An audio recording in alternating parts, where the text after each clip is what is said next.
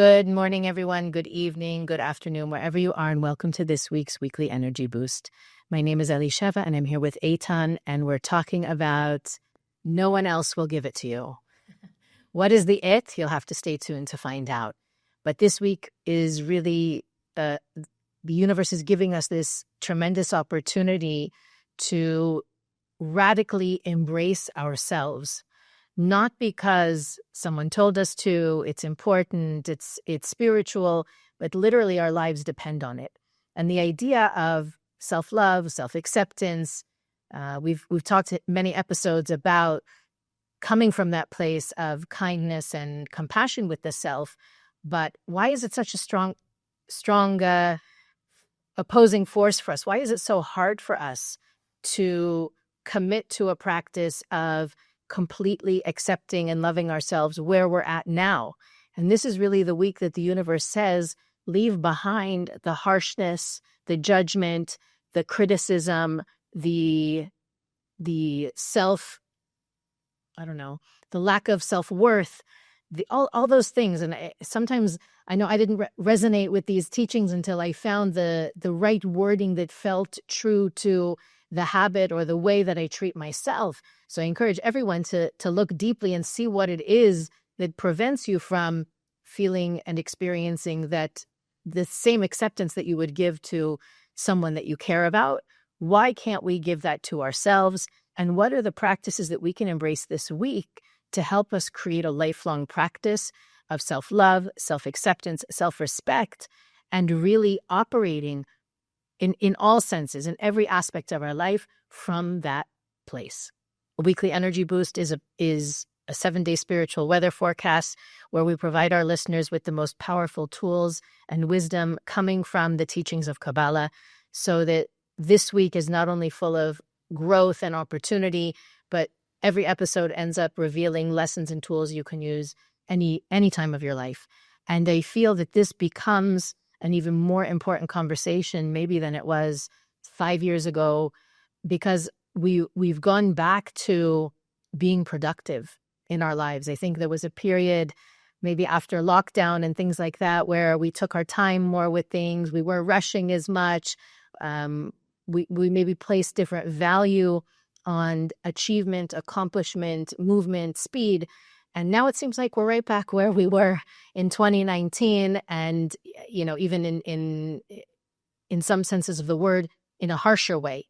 So this conversation becomes even more important, not only because of the energy of the week, but because of our time in history, where it's so much more important to spread love and kindness and compassion, and it's very difficult to spread it outside of yourself when you're not washing yourself with it from within.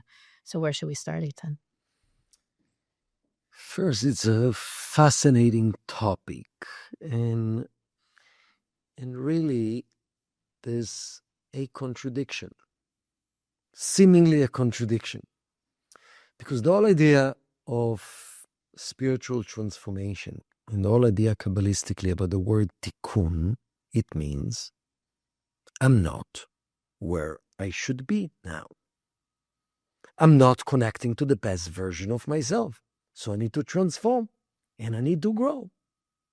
And the other concept that you just shared, if I'm not fully loving and embracing and accepting myself now the way I'm at, I'm not a magnet to allow the light in my life to help me to grow and to transform. So either I should deny the fact that I need to transform and to change and just accept myself with love. That's who I am. I want everybody else to accept me. I want to forget about mistakes. Or I should focus on what I need to change and to use it as a desire, as a driving force to grow, to transform. So what is the truth? The truth is we need both.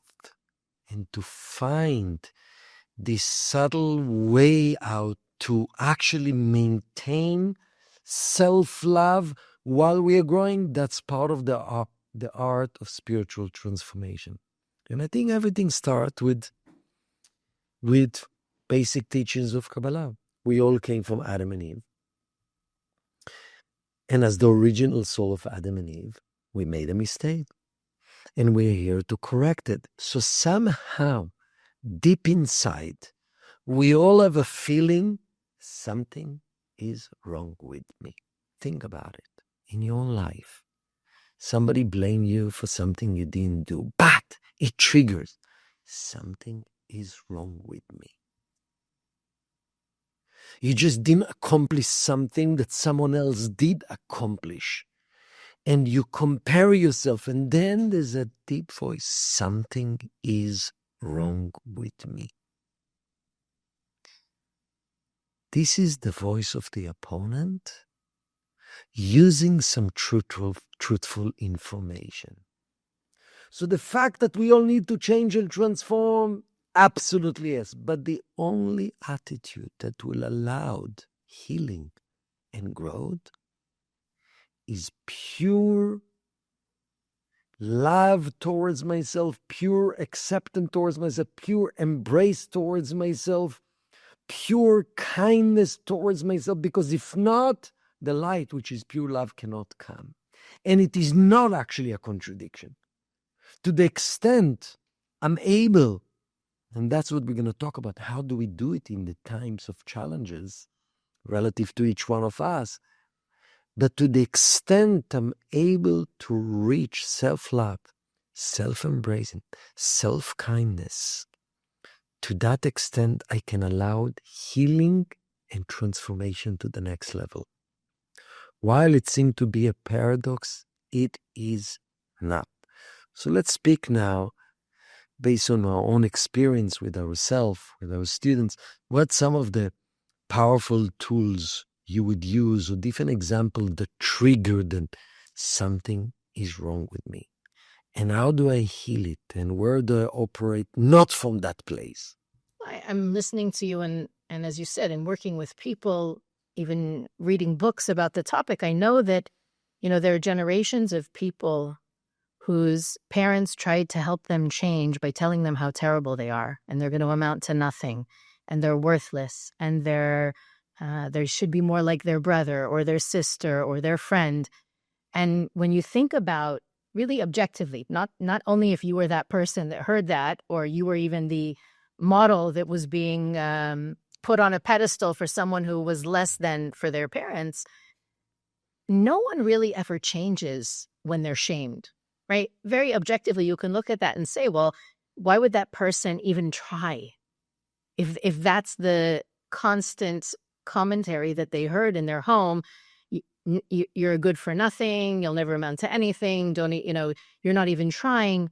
So in that same way, and I mentioned it briefly before, but to really think in terms of the inner dialogue that you have that's not facilitating the growth, that is not in alignment with the voice of the soul. And many times we hear that question, you brought up, that's the voice of the opponent. When we teach this concept in classes, many times people say, well, how do I distinguish between the voice of my soul and the voice of my opponent? The voice of our soul is the voice of the light of the Creator, uplifting, elevating, supporting, loving, compassionate. And so the voice of your soul won't criticize you or anybody else. Your soul is able to say, this is an unhealthy situation. The voice of your opponent will say, what a jerk that person is, what's wrong with them. But understand the difference is that one voice is trying to uplift and elevate, and the other is putting down and shrinking. So especially when you're able to identify those patterns that trigger you, what are those situations or dynamics that make you feel, and I should put that in quotes, make you feel smaller, less than, like you need to shrink yourself, like you shouldn't bother trying? What in those situations or those comments, that feedback is triggering? And for me, a lot of it is about what's the opposite of that. And I do believe for everybody, it is different. So instead of us just giving you one, I believe that we could each every day say to ourselves, I love myself, I love myself, I love myself. But quite often there's a twist. What you really need to hear is, I am safe and I am loved. or I am valuable and I am worthy and I am loved, that there may be a nuance to the replacement thought that we can begin to interject this week into our practice that will counteract, right? If there is that trigger within and somebody knows how to trigger it, or there's a repetitive situation in which it's triggered, we've already discussed that anytime that we get reactive, being reactive is really a call to heal something. And instead of healing it, we react to it again, and the pain and the wound deepens and deepens and deepens, and then eventually we just accept that's who we are. So part of the self-love, self-embracing, self-acceptance process is healing that which came from Adam and Eve, that's just been perpetuated all these millennia. And for sure, if you're listening to this right now, we learn in Kabbalah that you receive information or awareness when you're able to use it, right? So many times you hear something and you think, well, why didn't I wish I had learned this 10 years ago. You wouldn't have been able to use it 10 years ago. If you're listening to this right now, and I'm sure you're probably also listening, as you're listening, you're thinking of people who need to hear this as well. What is it that what the opportunity that I have today to heal that wound that I've been carrying with me for lifetimes? What if that's the only thing I'm here to do? Like you said, your tikkun, that spiritual transformation. It's not only about healing that wound. If the more closed that wound is, the more I can do things in my own life from a place of love instead of a place of obligation, resentment, guilt, needing to feel validated or acknowledged. So it really is about coming more into alignment with the truest part of ourselves. And if you're the type of person that's worried that you won't do anything if you're not beating yourself up, or if you need that inner critic to push you forward, without the inner critic, you will accomplish much more than listening to the inner critic. So I think that that's an important thing to remember as we embrace this this aspect of our journey, right? Change doesn't come from feeling terrible. Change happens and sticks when we feel good about it. And still being aware what I need to transform, but not to come from feeling bad about myself. And that's such a thin line. I can tell you my experience with myself and other people that working on themselves spiritually is very often you begin to be aware of what is not the right consciousness. So for example, let's say you catch yourself scared and too worried what people think about you in this present moment. So, that's not spiritual. I'm not spiritual. I'm not good enough. Something is wrong with me. I'm not spiritual. I'm not acting based on the teaching. How can I ever teach and share with others if I'm worried what people think of me? Let's go to that moment for a second. Does anybody who never happened to you that you worry what people think of you? We all are. So let's pause for a second. So yes, in the perfect world, when I finished all my tikkuns, the only thing that I'm worried and concerned about is the connection with the light of the Creator. You're right. But let's say I am worried what people think of me, and I would love to heal it. What is the first step? Healing it. Pause and embrace yourself with that fear and without worry, and love yourself with that specific deficiency that you feel now, instead of judging yourself because you're in a spiritual path. I shouldn't feel this way. Yeah, I would love to transform to another level. But step number one, acceptance, and send light of love and healing towards that fear. In the same way, exactly, you would embrace a child that will go through pain and had a major challenge in school, your own child. And step number one, you will love him, you would hug him, And you will not make him feel bad about the feelings that he have and the wound that he has. Yes, would you like him to be more independent in the future? Doesn't matter. And that's the first step of healing. I would love eventually to elevate my thoughts and heart to not to care what people think. But that's what's going to change it. You shouldn't care. You're flawed. Something is wrong with you. So actually, the ego will use any tool to trigger lack, include spiritual truth. The spiritual truth is fear is connecting to the opponent. Worry too much on validation, connecting to the opponent. It might be right, but the way to heal it is first embrace yourself and the wound with total love. And because we identify so much with that kid, as if I am that kid, so we don't feel the strength to be the healer of ourselves, so we react, and right away we're fixing it, and we're trying externally to change it, and that's reactive, even spiritually reactive. Instead of the ability to pause, be honest, acknowledge, that's what I'm feeling now. I'd love to change it, but that's what I'm feeling now. That's where I'm at. So for me, what works, I'm seeing myself as the healer of my small self. And I'm feeling literally that there's energy. I'm sending energy and love and say words of love. And every time my mind's saying, how can I fix it? I'm going back to healing myself. So I'm separating the small me, which that's my responsibility to heal the small me, to the healer me.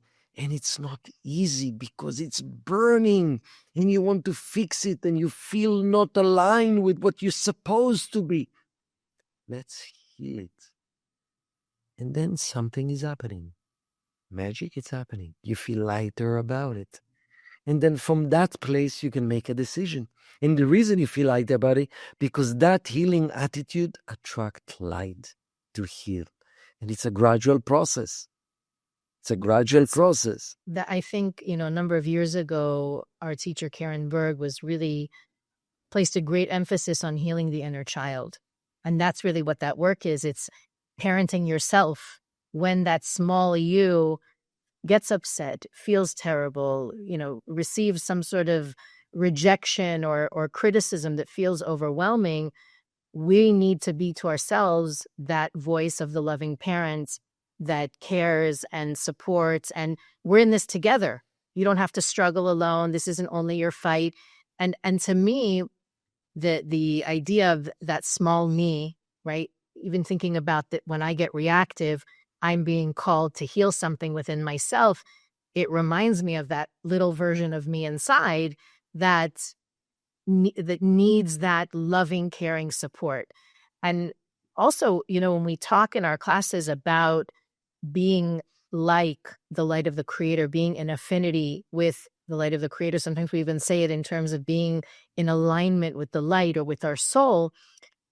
We define the light of the Creator as an endless force of giving and sharing, constantly seeking to elevate, really an expression of pure goodness, pure love. So on an intellectual level, we may understand, well, if I'm being harsh, judgmental, critical, angry, guilty, ashamed, all those things, I'm not aligned with the light. I'm not aligned with my soul. But that's where the story changes. If you can remember in that moment that what your thoughts are right now are out of alignment, and affinity with the light of the Creator means love, compassion, goodness, support, and all those things, the way to step back into alignment is to catch the negative thoughts and replace them with loving thoughts. It sounds so simple, but in the same way that, even a person who is addicted to sugar or, anything, like has a habit, a physical habit of any kind, the real work is catching ourselves before we engage in the habit, right? That's the I learned from you many years ago, being able to objectively look at the situation, look at yourself from the side and say, wow, this person is really hurting right now. Or, you know, if a good friend of mine was speaking this way, what would I tell them? Right? That you take yourself out of the emotional charge of the reaction and you look at it from a very objective, even almost clinical way. What's the diagnosis? Well, this person needs more self-love, or this person needs to radically embrace where they're at if they're going to be able to make a change. And from that place, realizing it's not bad, you're not damaged, you're not flawed, but rather there's those two modes, out of alignment and in alignment. And the real work is that pause where you can say, wait a second, where am I at right now? Am I in alignment or out of alignment? And what do I need to remember or remind myself? Because my soul is the real me, right? That's the other, again, it's intellectually, I believe that most of us are in agreement with that. But when our boots are on the ground and we're struggling with something that's been with us for decades, how do we translate, I know that I'm pure light, I know that I am my soul and not my opponent. How do we translate it into practice? And I learned a really beautiful question from a book I read a couple of years ago called How to Love Yourself Like Your Life Depends on It. The author's name is Kamal Ravikant. And it's a very short book, really to the point. But one of the tools that he suggests is to ask yourself, if I truly and deeply loved myself, what would I do? How would I want myself to experience this? And I've shared that question with a lot of people over the last few years, that you consider you're not there yet. And that's okay. I think that's it, inbuilt into that line of questioning is it's okay to not be there yet. It's okay to not know the answer. But if I did know the answer, what would it look like? And I believe that book came into my life at exactly the right time for me to not only receive it for myself, but also to share it with a few people that I care a lot about. And it created a small revolution, because that idea that it's a lifelong work, it's not, you reach it and then you work on something else. It is something that we are here to heal, again, because of what happened in the Garden of Eden at the beginning of creation. It's an inbuilt part of the spiritual work for every person. And even if you can look at someone and say, you know what, I admire how much they love themselves. I wish I loved myself as much as they love themselves.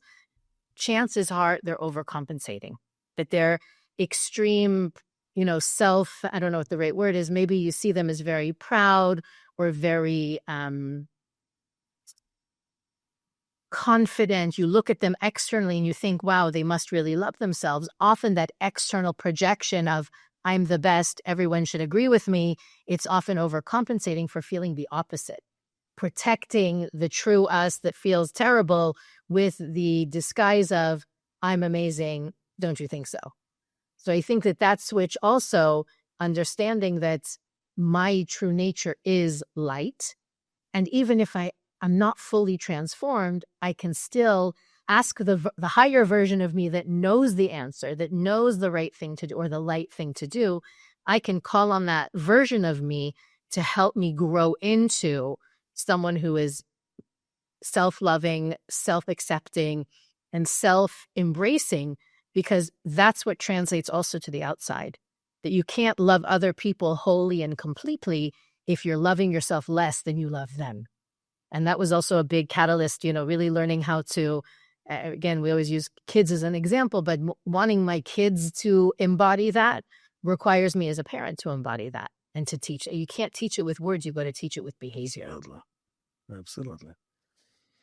It's interesting, in this portion of the week, there's a story of Aaron that just heard the news that he lost two of his sons, which were elevated, righteous, Nadav and Avihu. And the Torah used the phrase, Va'idom Aaron, and Aaron was silent. And he went through a major process. When he was silent, he somehow saw that at some level spiritually, he is responsible for what happened to his own kids. But he went deeper and deeper and deeper. And he was able to love himself with possibly the mistakes that he's done, to embrace the grief that he's feeling, to embrace the moment that he's feeling with sadness, to trust himself, to trust the Creator. And when he reached total level of acceptance and self-love of himself, of the moment completely, the gates open. And he actually saw the journey of the souls of his two kids, Nadav and Avihu, that actually the very elevated soul that will turn to be Elijah the prophet, immortal soul, which suddenly saw how all the dots are connected.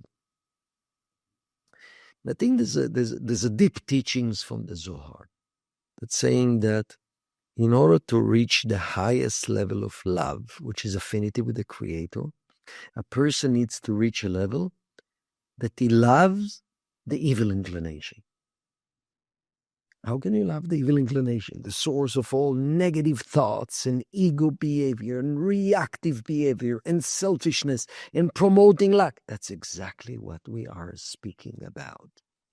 If we realize that all this moment of lack and self-deficiencies and feeling of I'm flawed and something is wrong with me, it is actually the opponent itself that instilling those thoughts and feeling within us in order to help us to get to a greater level of love. It's easy to love everybody when I feel amazing about myself.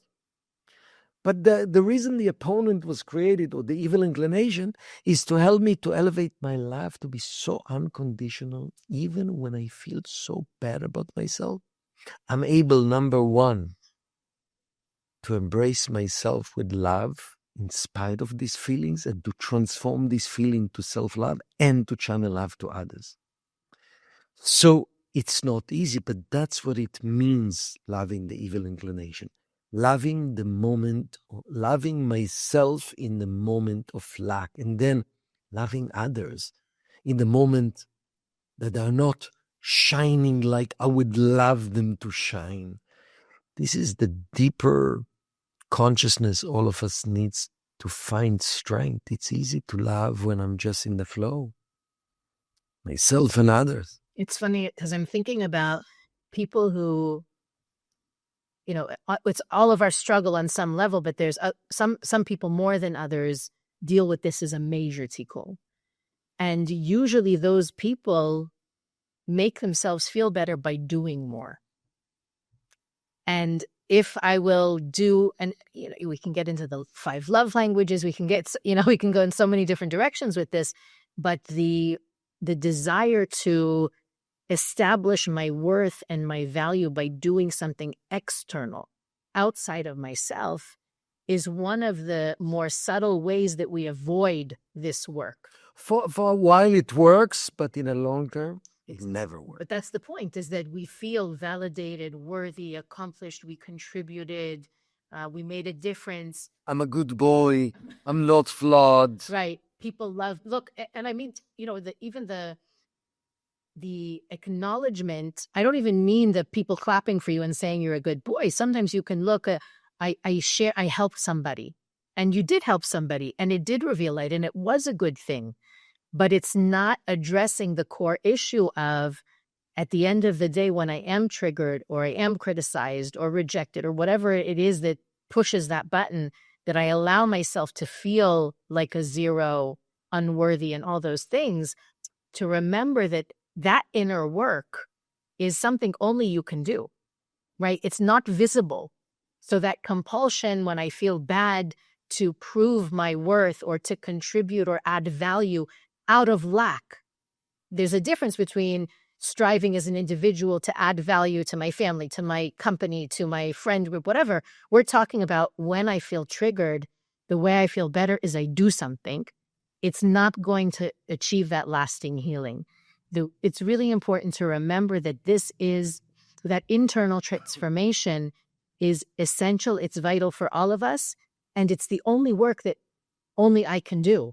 My husband can't do it for me. My kids can't do it for me. My friends, my colleagues. That's the thing that the world needs that only I can do. And once I begin to work on it, and again, it's not about achieving a 10 or 100, but once I make it my focus, the difference ripples outside of me. And then you will see the accomplishment is less important than the being present and loving and caring. That ends up being the greatest contribution you can offer the people that you really love. Beautiful. Right? I think that's, if we all love ourselves a little bit more this week and a little bit more next week and make that our focus, we are going to see a difference in the world around each one of us. Weekly Energy Boost is available on all podcast platforms, YouTube, Facebook, and Instagram. You can follow us there for additional inspiration to live out what we share every episode. You can also visit our website, weeklyenergyboost.com, to learn more about the things we think are important, to look at our archives, send us a message, and click the donate button to support our podcast.